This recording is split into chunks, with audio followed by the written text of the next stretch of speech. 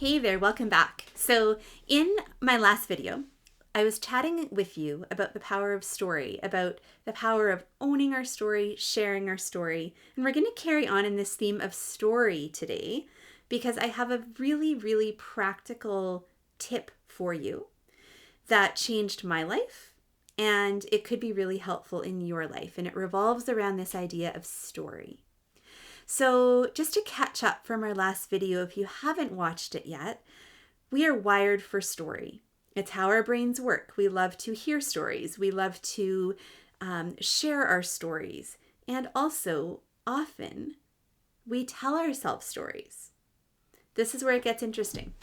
So have you ever caught yourself telling yourself a story about yourself? Or about what could, might, maybe will happen in the future, even though you're not really sure? Our brains can do this, and it isn't always the most useful. So this little sentence changed my life. The story I'm telling myself is, fill in the blank. I learned this through Brené Brown's work. I began to check in with myself around the idea of, am I telling myself a story right now? And when I had that awareness, I could stop and see what was actually going on for me a little bit better and be like, is this actually true? So I'm going to give you a couple of really practical examples around this. I have struggled with people pleasing in the past. It's something that a lot of my clients find challenging.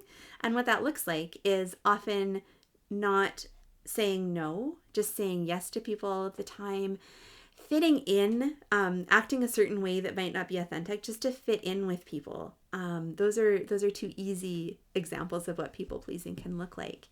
And for me, let's say back in the days when I was working as a vet, let's say my receptionist came to me and said, "Oh, Mr. Kennedy is wondering if you can stay late on Friday to see his dog. I know it's like normally we stop seeing appointments at 5:00, but he's got he's super busy with work. He can only come in at that time." On it goes, right? And I say yes, even though I want to say no. Here's what would have been happening in my brain. The story I was telling myself was that if I say no, then Mr. Kennedy's going to be really upset. He's not going to like me because I've said no. I couldn't see his dog at that time. He might even feel so upset that he's going to go off to a different veterinary practice and no longer want to be my client. And like maybe then he's going to tell his friends too, like, "Oh, she didn't do this thing. Like she's a horrible human. She doesn't care."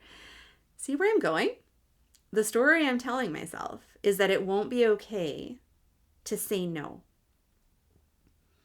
If I check in around that with my rational brain, is that true?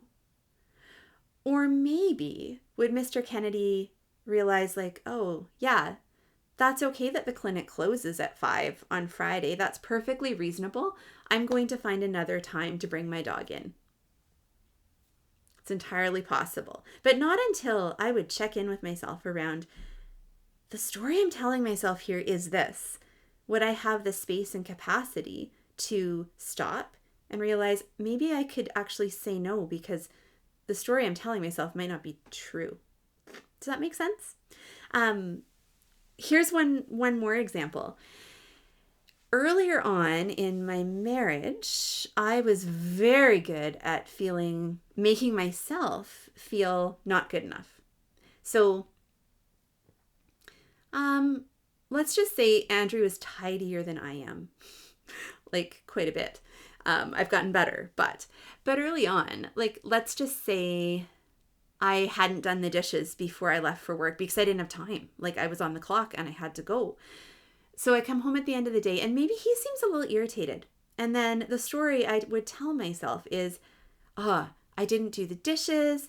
So he's probably irritated about that. He thinks I'm a crappy wife. He's wondering like, why on earth did I marry this person? Get that? The story I'm telling myself is I'm a crappy wife. And when I would actually stop and check in, and in that case, check in with the own sort of shame I was starting to feel, was spiraling into, or maybe stopping and checking in with Andrew to see what's actually going on for him and say like, hey, the story I'm telling myself right now is that I'm a terrible wife and you're upset because I didn't do the dishes this morning.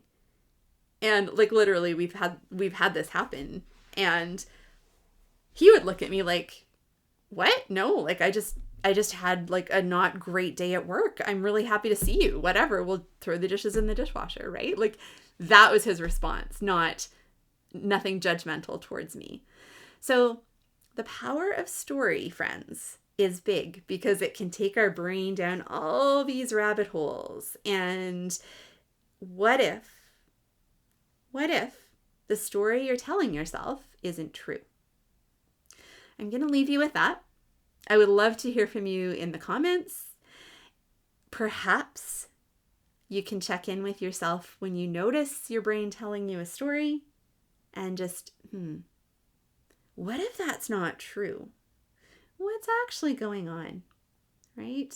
I hope it is as helpful for you as it was for me. Take care. Leave me a note in the comments. If you have questions, pop over to my website. Send me a note. We'll connect there. All right. Take care.